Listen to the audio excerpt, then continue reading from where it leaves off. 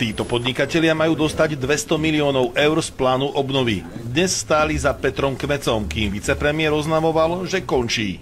Vyvodzujem osobnú zodpovednosť za ten hejt, ktorý sa spustil voči tomuto úradu. Nechcem brzdiť ďalšiemu vývoju. K demisii ho vyzval sám premiér. Nedovolím, aby táto vláda bola spájaná s pochybnosťami pri nakladaní s verejnými prostriedkami. Petrovi Kmecovi zlomili väz podozrenia z účelového výberu víťazných projektov, uchádzajúcich sa o dotácie na robotiku a biotechnológie z plánu obnovy. Medzi podporenými má byť firma prezidentovho poradcu, či firma v minulosti sponzorujúca Hlas a napríklad aj podnik vplyvného priemyselníka Vladimíra Sotáka. Vybraní podnikatelia dotácie nakoniec možno dostanú. Rozhodnutia výberovej komisie momentálne skúma dvojstupňový audit. Tam, kde nič nenájde, dotácie uvoľní. S najväčšou pravdepodobnosťou budem